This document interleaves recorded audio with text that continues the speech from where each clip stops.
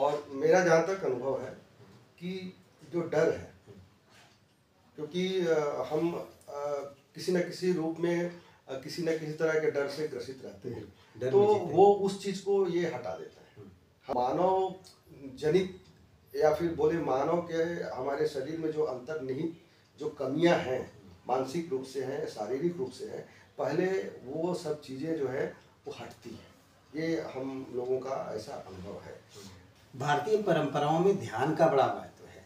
हम किसी न किसी ध्यान में हमेशा रहते ही हैं, लेकिन कौन सा ऐसा ध्यान है जो जीवन की उत्तम दशा तक हमें पहुंचाने में मदद करती है, और इसी को श्रेष्ठ ध्यान भी कहा गया है। आज हम बातचीत करने के लिए उपस्थित हैं। हमारे साथ है हार्टफुलनेस संस्थान के ट्रेनर हैं राजेंद्र प्रसाद जी। तो सर, आपका स्वागत है। तो इस संस्थान के बारे में बातचीत करेंगे, और हार्टफुलनेस सबसे पहले है क्या, इस बारे में बताइए। सर, हार्टफुलनेस दो शब्दों से मिलकर बना इंग्लिश का वर्ड है, हार्ट और फुलनेस। तो हार्ट मतलब हुआ हमारा हृदय, और फुलनेस मतलब एक भरा हुआ दिल, प्रेम से भरा हुआ दिल।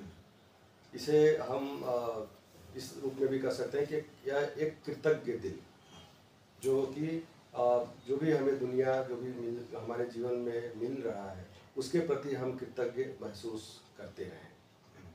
मतलब कृतज्ञता का भाव हो, दृष्टिकोण मानवीय हो। हाँ। मानवीय हृदय की जो संभावनाएं हैं वहाँ तक हम पहुँच पाए। संभवतः हम जो समझ पा रहे हैं इस सब आपकी बात से जो समझ पा रहे हैं, तो जब ये हार्टफुलनेस एक अभ्यास है, और अभ्यास की एक प्रक्रिया है, इसमें एक निरंतरता भी होगी, तो इसकी शुरुआत कैसे होती है और कहाँ तक हम पहुँच सकते हैं, इस बारे में कुछ बताइए। आपने बहुत अच्छा सवाल उठाया है। ये सर कोई भी प्रक्रिया हो, उसमें सबसे पहली बात होती है कि हम इसमें पाना क्या चाह रहे हैं। उसी तरह से हार्टफुलनेस संस्थान में हमें जो मनुष्य की एक उत्कृष्ट पहुंच, जहाँ जो सर्वाधिक दूर तक एक पहुंच हो सकती है आध्यात्मिक रूप से, उसमें वहाँ तक पहुँचाने की इसमें व्यवस्था है। जैसे कि हम अपने ध्यान में, अपनी साधना में हम शुरुआत करते हैं, तो क्रमशः हमारे कॉन्शियसनेस, जिसको चेतना बोलते हैं, चेतना का विकास होता है।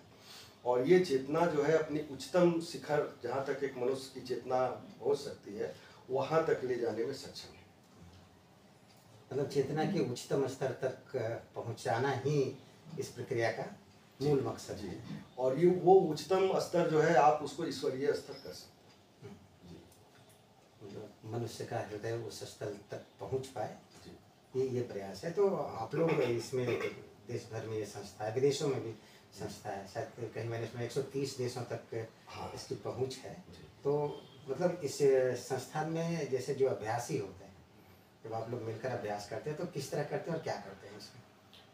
सर, ये बिल्कुल हृदय आधारित ध्यान है, जो कि हमारे भारतीय परंपरा में बहुत प्राचीन विधि रही है।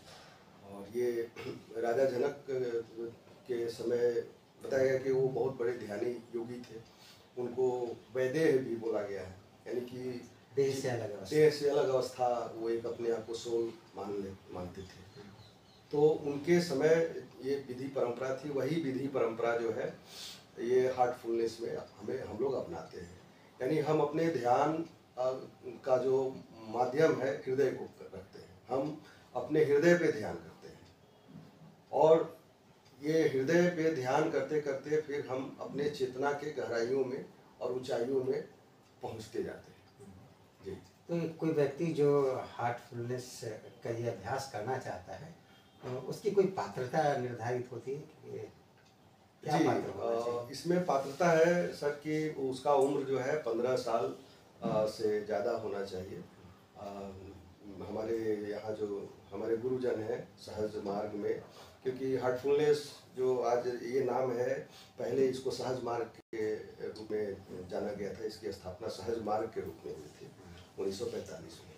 तो इसमें जो पात्रता थी कि जो भी एक स्टूडेंट या एक व्यक्ति जो 15 साल से ज़्यादा का है, वो ये इस मेथड से ध्यान कर सकते हैं। तो बाकी इसके अलावा और कोई पात्रता नहीं, ना इसमें किसी भी तरह का जाति का बंधन है, ना धर्म का बंधन है। इसमें हर जाति के लोग ध्यान करते हैं, हर धर्म के लोग ध्यान करते हैं, ईसाई भी हैं, मुस्लिम भी हैं। मुस्लिम देशों में भी हमारे सेंटर्स हैं, यूरोपियन कंट्रीज में बहुत सारे हमारे आश्रम हैं, सेंटर हैं। आपने सही कहा कि 133 देशों में हमारे सेंटर्स हैं।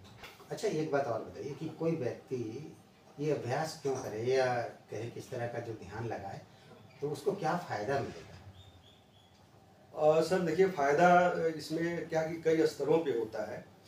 सबसे पहले जब हम ध्यान शुरू करते हैं तो यह हमें एक स्वस्थ शरीर के रूप में महसूस हमें होता है। हम स्वस्थ अपने आप को महसूस करते हैं और जैसे जैसे हम ये ध्यान की पद्धति में उतरते हैं तो हालांकि ये ऐसी चीज़ें हैं कि बहुत ही द्रुत गति से हमें रिजल्ट नहीं देती दिखती है कि हम कुछ अभी ऐसा कर लिए तो मेरा ये समस्या समाप्त हो जाए। लेकिन हाँ, हमें एक जो आंतरिक बल कह सकते हैं हम, हमें एक मानसिक बल ये महसूस होना शुरू हो जाता है। और मेरा जहाँ तक अनुभव है कि जो डर है, क्योंकि हम किसी न किसी रूप में किसी न किसी तरह के डर से ग्रसित रहते हैं, तो वो उस चीज़ को ये हटा देता है। हम यदि किसी समस्या से भी यदि हमारा सामना होता है तो हम फिर बिल्कुल उसका सामना करते हैं, न कि भागने का सोचते हैं। जो हमारे सामने जो सारे उपाय हैं हम उसका उपयोग करते हैं और उससे हम संघर्ष करते हैं।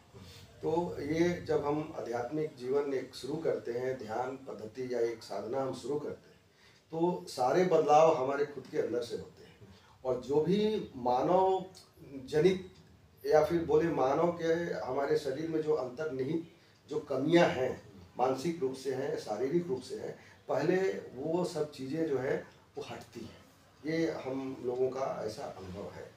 तो ये शारीरिक और मानसिक स्तर से शुरू होता है और फिर ये आपके हमारे व्यवहार में ये फिर परिलक्षित होना शुरू होता है कि हम जिस तरह से चीज़ों को समझते हैं, जिस तरह से चीज़ों को जवाब देते हैं, हम अपने जीवन में अपने सहकर्मियों से बात करते हैं, व्यवहार करते हैं, उसमें एक मिठास महसूस होता है, एक लगाव महसूस होता है, दूसरे को समझने की शक्ति बढ़ जाती है, क्षमता बढ़ जाती है।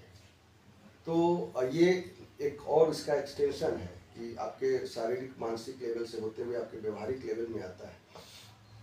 उसके बाद जो है जो स्पिरिचुअल एक डिवाइन जो हेल्प है, तो वो हमारे जो व्यक्तित्व है उसमें परिलक्षित होने लगता है।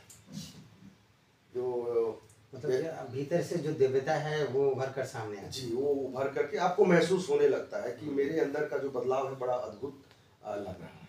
जी, और खुद आपको अपने ऊपर आपको अपने आप से प्रेम होने लगता है। बोले तो आपको अपने ऊपर में गर्व भी होने लगता है कि मैं क्या था, मैं क्या होते जा रहा हूँ। और यहीं पे हार्टफुलनेस जो है आपको काम आता है कि हम उसके प्रति कृतज्ञ महसूस करने लगते हैं। जैसे ध्यान करके हम अभी हटे हैं जैसे थोड़ी देर पहले, तो उस समय की स्थिति और पहले की स्थिति में क्या अंतर होता है? जी, आपने बहुत अच्छा सवाल किया है। ये उसी तरह से है कि जैसे हम कुछ भी चीज़ खाते हैं या पीते हैं तो उसका जो एक असर है वो असर हम महसूस करते हैं। तो जो बाकी चीज़ें हैं, जैसे कि हम किसी चीज़ का उपभोग करते हैं, तो यदि हम उसके बारे में ही डूबे रहें कि आज का जो खाना था बहुत ही लजीज था और उसके असर में हम दिन भर उसको याद करते रहें, तो इससे कुछ हमें फ़ायदा नहीं होने वाला है हमारे व्यक्तित्व में।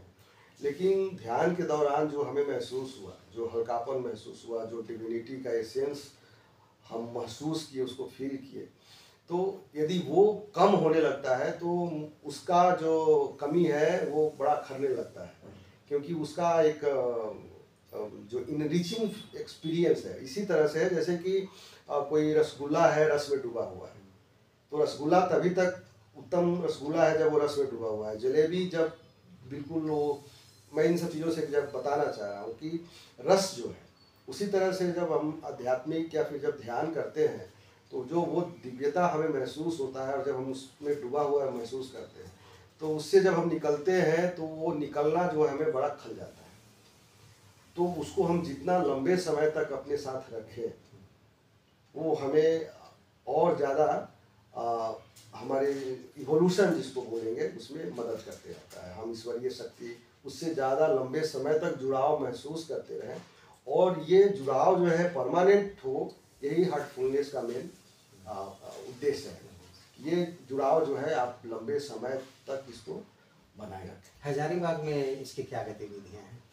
हजारीबाग में 2011 से हम लोगों ने ये सेंटर शुरू किया है। हमारे जो गुरुदेव थे उस समय पार्थो गोपालाचारी जी, उन्होंने परमिशन दिया था कि यहाँ पर सेंटर शुरू आप करें, तो हम लोग 2011 से यहाँ सेंटर शुरू किए हैं। बहुत सारे प्रैक्टिशनर्स हैं जो आते हैं, ध्यान करते हैं। इसमें है 2 दिन का सत्संग किया जाता है। कहाँ पर करते हैं सत्संग? ये सत्संग हमारा एक सेंटर है, दिवांगना चौक में है।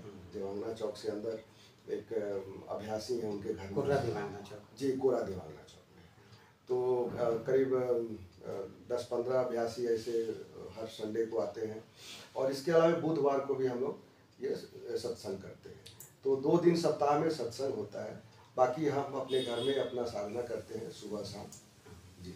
तो घर में किस तरह की साधना करने की जरूरत होती है? सर, घर में हम सुबह में उठ करके जो सबसे पहला काम हमें करना है वो अपनी साधना करनी, यानी कि ध्यान करना, मेडिटेशन करना है। तो ये हम अपने सुविधा के अनुसार जग करके एक निश्चित आसन पर और एक निश्चित पोज में बैठ करके हम ये विचार लेकर के बैठते हैं कि हमारे हृदय में ईश्वरीय प्रकाश का स्रोत मौजूद है और मैं उसकी तरफ बहुत ही सने सने, बहुत ही धीरे धीरे उधर आकर्षित हुआ जा रहा हूँ और इसी विचार में मैं लगातार बना रहता हूँ। इसके अलावा जो भी विचार आते हैं, इसके अलावा जो भी विचार आएंगे, हमें उनसे परेशान नहीं होना है। ये विचार आएंगे और चले जाएंगे। ये विचार जाने के लिए आते हैं। हम लोग परेशान हो जाते हैं कि क्यों ऐसे विचार आ रहे हैं। तो मन जो है उसकी ये कार्य है, वो तो सोचेगा ही। तो मन तो बंद होता नहीं है, दिमाग, तो उसको सोचने दीजिए, लेकिन हम उसमें उलझते नहीं हैं। हम अपने कॉन्शियसनेस में ये बना के रखते हैं कि अभी मैं ध्यान कर रहा हूँ और अभी जो मेरा विचार है, मेरा जो विचार का जो सब्जेक्ट है वो है हृदय में ईश्वरीय प्रकाश। उसी के बारे में सोचते सोचते फिर मैं दिल की गहराइयों में उतरते चला जाता हूँ। ये सुबह का ध्यान। ये सुबह का ध्यान जी। और शाम में है कि हमें सफाई करनी होती है। सफाई का मतलब हुआ कि दिन भर जो हम बिजनेस, व्यापार, अपने ऑफिस में काम किए, बहुत तरह के इमोशंस, बहुत तरह के संस्कार लेकर के हम घर आते हैं, जिसमें कि बहुत सारे चीज़ विचलित करने वाले होते हैं। किसी से झगड़ा हो गया, किसी से मनमुटाव हो गया, या बिना मतलब का कोई चीज़ आके मन में समा गया, कोई डर बैठ गया, तो ये सब चीज़ों को हमें निकाल देना होता है। तो हम शाम में बैठ कर के आधा घंटा, एक मानसिक प्रक्रिया है वो भी ध्यान की तरह, उसको हम उसके विधि से अपने पूरे हृदय को साफ कर लेते हैं, उसको क्लीन कर लेते हैं। क्योंकि यदि जब तक हृदय हमारा क्लीन नहीं है, साफ नहीं है, तो हम जब ध्यान करेंगे तो वो ध्यान असर नहीं डालता है। या उसी तरह से है जैसे गंदे कपड़े पे आयरन करना। यदि कपड़े में कोई दाग लगा हुआ है और इसके ऊपर यदि हम आयरन करेंगे तो वो दाग और मजबूत हो जाता है।